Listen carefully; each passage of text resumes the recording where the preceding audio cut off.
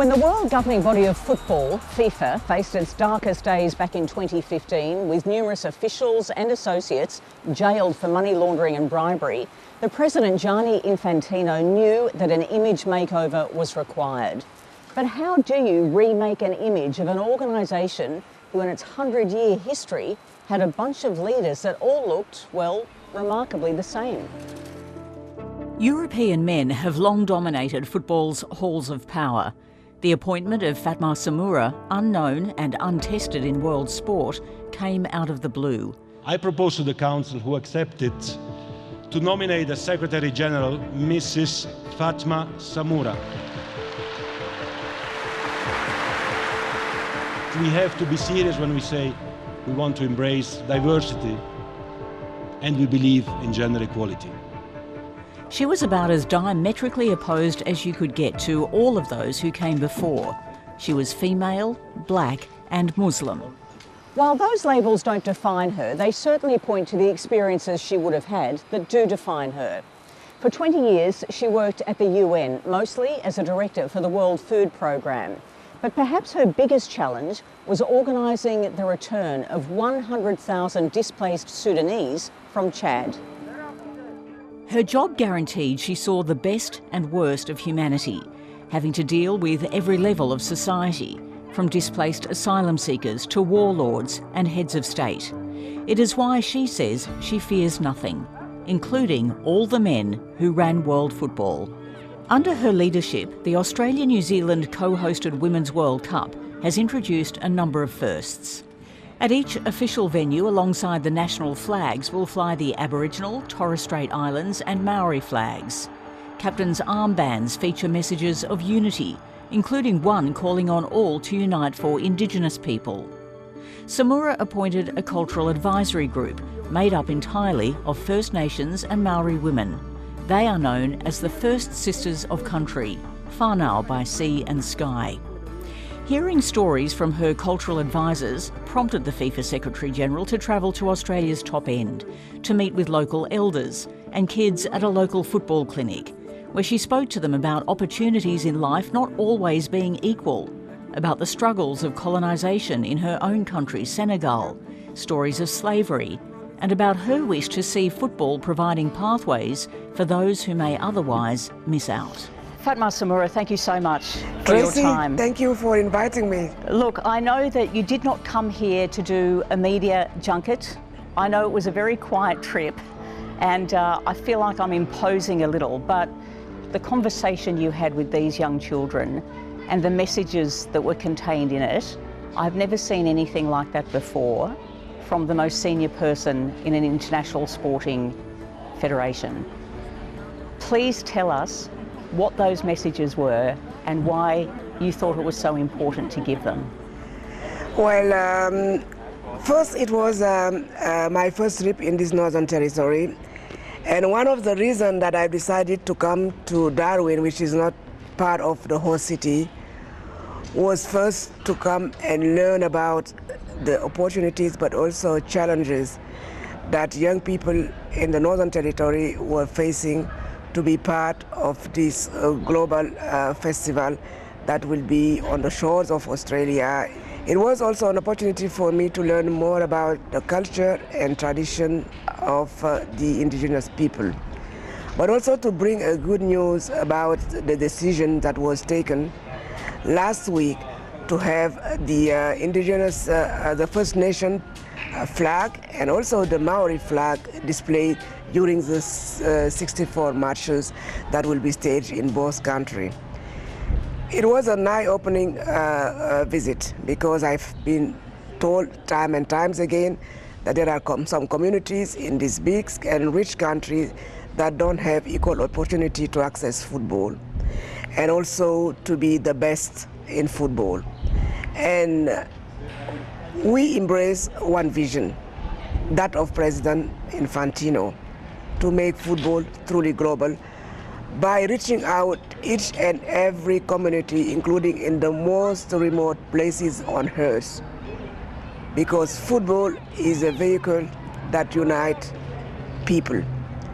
It's a tool that breaks barriers. Football is a universal language. You don't need to understand it to speak it. You kick a ball to a boy or to a girl, the first reaction is to kick it back. But what I was telling those young girls and young boys during this football festival was, you have to believe in your dreams and you have to dream big. Because when I was born some 60 years ago in a country like Senegal, which is quite conservative when it's coming to women in sport, I don't have the same opportunity that they have today to play football on a real pitch and being also playing in front of a crowd, but especially being escorted by their parents. I loved football since the age of 8 when a gentleman from also a black community called Pele, who passed away unfortunately last year, was celebrating his 3rd World Cup win. And seeing that young gentleman of the same color of me playing in front of the big football countries and winning those World Cup just told me one thing: nothing is impossible if you really want to make it happen. And this is the message that I was bringing to these young girls and young boys, because they have a unique opportunity, unlike me, to be the best in what they want. A member of the Secretary-General's Cultural Advisory Panel is Yawuru, Gurindji and Jingili woman Selina Holtz, who was behind Fatma Samoura's visit to the Northern Territory. Selina, first off, just tell me a little bit about the council and the group that you've been on, and the impact that having somebody like the FIFA Secretary-General can have coming to Darwin. Our advisory group is called First Sisters of Country, Whānau by Sea and Sky, and we came together based on the initiative from Madam Secretary-General, and she wanted to ensure that it was cultural and significant. And so we've got our members are made of 6, so 3 from Australia and 3 from New Zealand. And I'm the co-chair for Australia, and Janelle Ricky is a co-chair for New Zealand. We know that at this World Cup for the women there'll be armbands with messages. One of those messages is inclusion of Indigenous people. We know also that the flags will be flying, First Nations flags. All of these, would these things have happened without the impact and the interjection of the recommendations from your council, but also the wherewithal of somebody like Fatma Samoura? Oh, absolutely not. FIFA has been extremely supportive of the advice that we've provided. We're pretty strong about our cultural protocols and our practices and what needed to happen across both our countries, and they have taken that on board. We're absolutely stoked about having the Aboriginal and Torres Strait Islander flags and the Māori flags flown alongside our country's flag, national flags. It's the first time ever in FIFA's history, and it'll be flown across the whole, at every single stadium in Australia and New Zealand. And we've been also, grateful for the support of our governments as well, so Australian government and New Zealand governments, and also Football Australia have also been behind this support. So it's been a collective effort from on both countries to FIFA. Have you ever known there to be this sort of engagement from an international sporting body, particularly when the international sport event itself is not even being played in this city or this territory, but the engagement from Sarai and Fatma? In my role as co-chair of the cultural panel, I went to Sydney and I spoke to Secretary-General and I said the Northern Territory is not a host city, and it's really important that we be included as part of the World Cup. So I extended an invitation to her to come to the Northern Territory, and she accepted a couple of weeks ago, which I was pretty stoked about. And And she also said she wanted a cultural experience and she wanted to experience NAIDOC Week. With football, you know, to learn how to lose, how to win, how to accept diversity, how to be more inclusive, how to fight gender bias, because until now when I'm traveling to Africa, when I'm mixing boys and girls in a room to talk about our world, the first thing that they will tell me, oh, football is for boys. Until they got on the pitch and they realize that some of the girls are even more talented than them. And after some time, they accept to think about what all that cultural baggages that they've accumulated with their parents for years would they bring with them, and how in a matter of 2 days or 1 week maximum, they will be changing their vision on the world. Football helped them also to become better citizens, because we as FIFA, we understood football power as the biggest equalizer, but also the biggest unifier in the world. The current Matildas squad includes Indigenous women Kaya Simon and Lydia Williams. Williams is the longest-serving member of the team, having first debuted in 2006. After the last World Cup in 2019, Williams spoke about returning to where her journey began once her playing days are over. I think, you know, going back in the desert and giving my time to Indigenous people, part of what my mum and dad did was go out and be missionaries in communities and help. My dad had a nickname called Gura, which means everybody's brother, out in tribal communities. And that's what he was. Everyone knew when he was coming, when our family was coming. So yeah, a lot of my heritage and how I grew up and what I believe in is in the Indigenous outback and with Aboriginals, but I've experienced so much now, and I have a career that I love and that I'm doing, but I definitely want to give back. The first Indigenous person ever picked to represent Australia was John Moriarty in 1960. He was a member of Australia's Stolen Generations.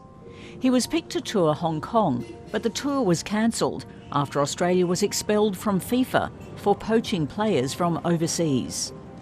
Having been denied the opportunity to play, he established John Moriarty Football, an initiative for Indigenous school-aged boys and girls to provide the support, training and development pathways for First Nations players to use sport to improve education and life outcomes. It's a program that continues to this day, with thousands of children having gone through it. Together with his wife Roz, John Moriarty Football is calling on the FIFA Women's World Cup Legacy Program to be more than symbolic.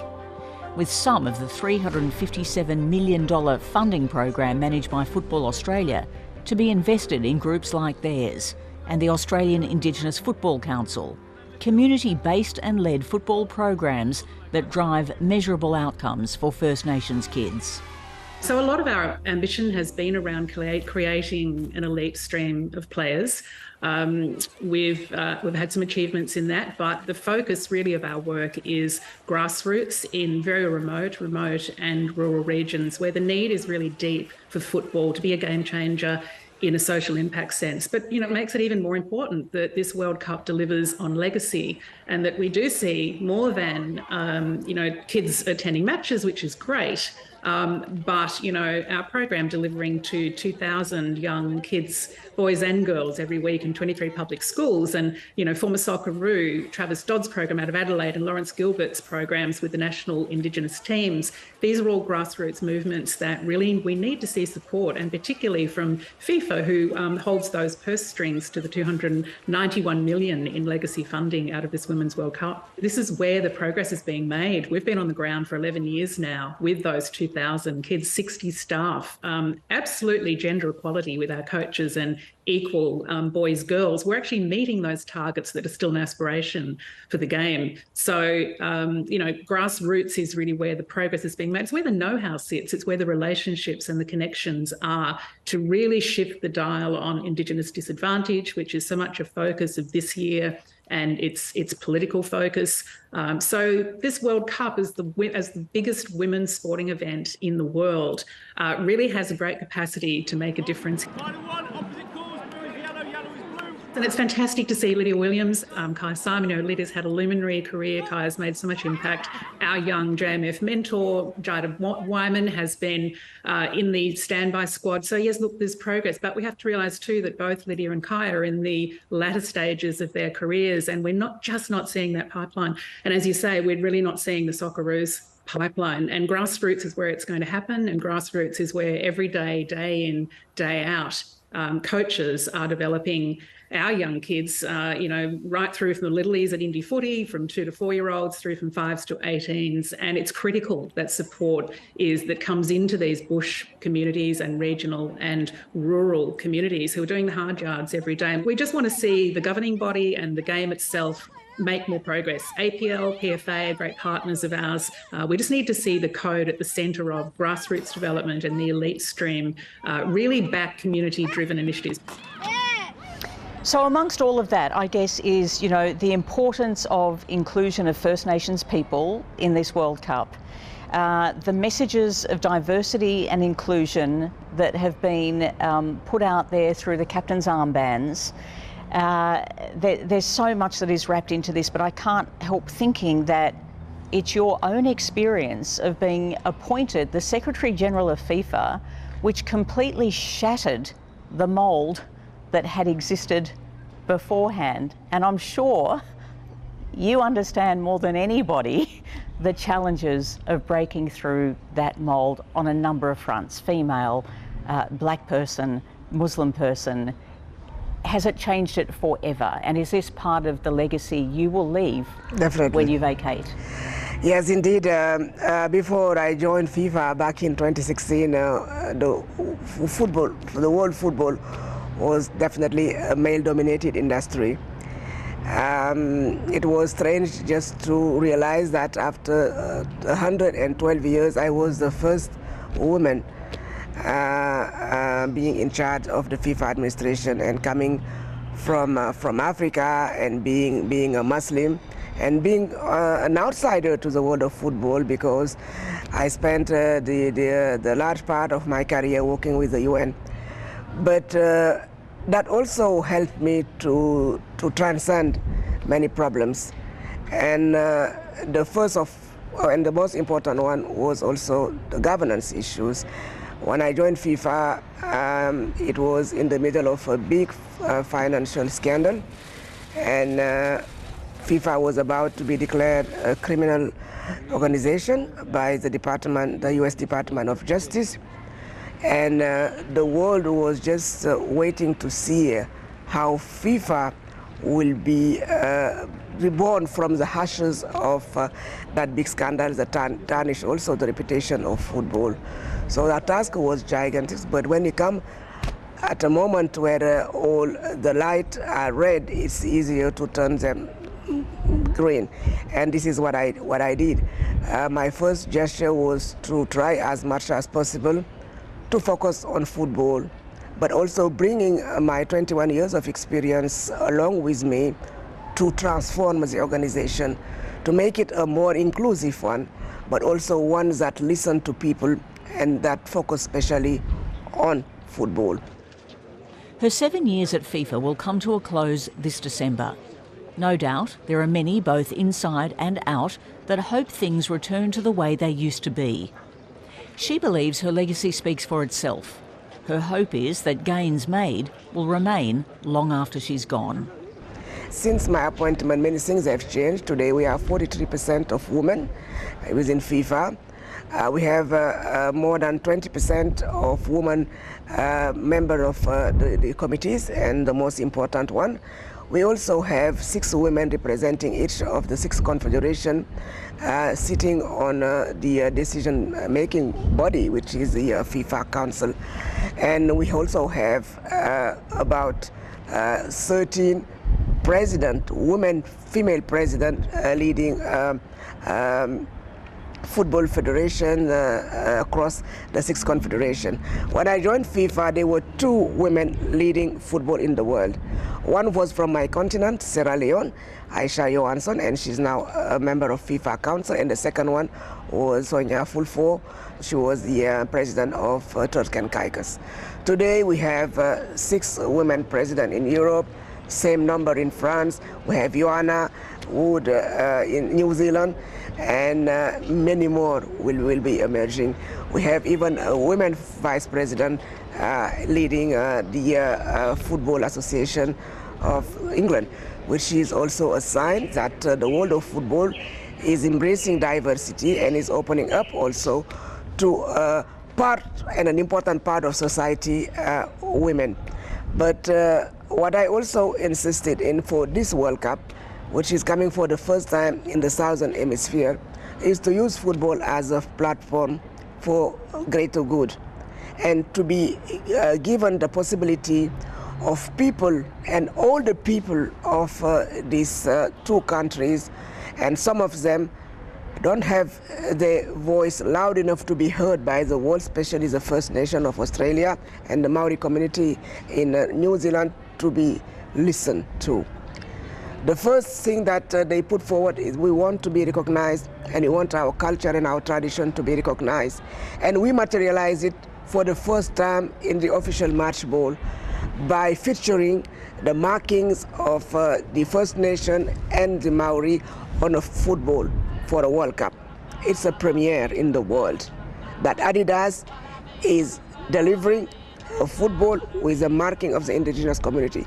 The second step, and this is something that I insisted when we were talking about running information campaign for the World Cup. I told my colleague Sarai and my deputy, we need to highlight the fact that there are issues with the First Nations and with the Maori community in their own land.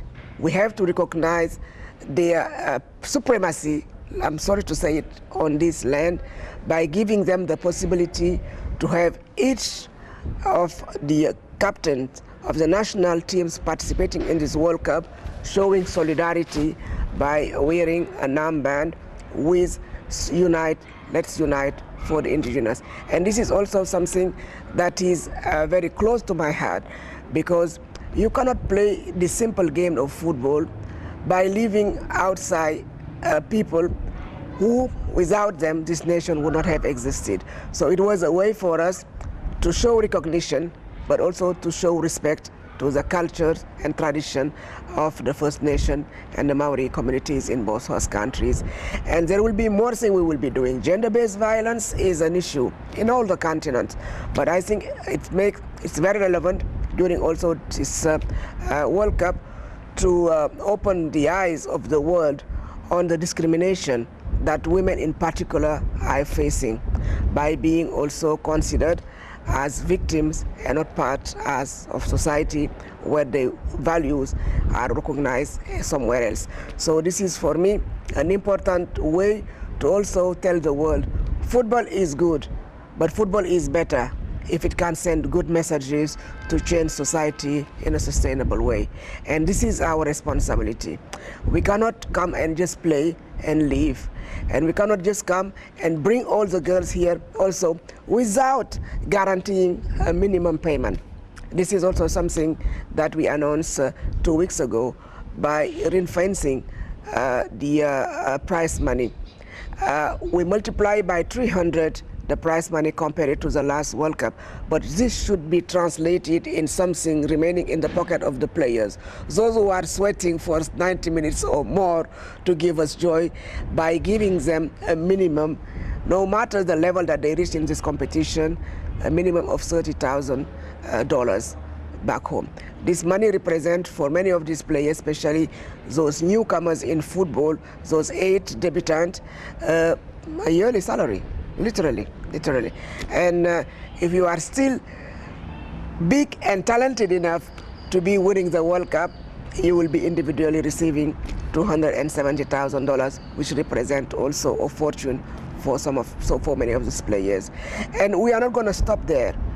We have, for the first time, also put in place a strategy to really determine the value of the Women's World Cup. For years, those rights were bundled. When you buy the rights of the broadcasting right for the Men's World Cup, you get the Women's World Cup almost for free. And hopefully by 2027, we're not going to have the same difficult discussion that took place this year with the broadcasters, because after the end of the World Cup, when 1.5 million people will be watching the game, when 2 billion people, meaning 1/4 of the world population, will tune in to watch the game, everybody will realize that women football is a part and an important part of the football ecosystem, and that very soon, hopefully by 2027, we'll not talk about anymore the Men's World Cup and the Women's World Cup. We will just talk about the World Cup, because equality will be prevailing throughout all categories and throughout all continents. And this is really what I would like to leave as a legacy, and definitely my last battle, and that way I will continue to fight even after my retirement from FIFA, is to make sure that we root out racism out of football. Football is for everybody. It is unacceptable that on the 21st century, people come for joy and end up in drama just because they are discriminated based on their race or on the color of their skin. And this is something that I will pursue. And I've lived racism. My father's parents lived racism. My great-grandfathers lived racism. I don't want to leave this legacy to my daughter. I want to be a proud Serer and a proud Wolof. When she's walking in a stadium, she does not fear that she's discriminated because just she's black. I know you've got to go and catch a plane, but you mentioned the word fear there. You fear nothing, do you? Not even controversy? No, I don't fear anything. I'm a daughter of a military.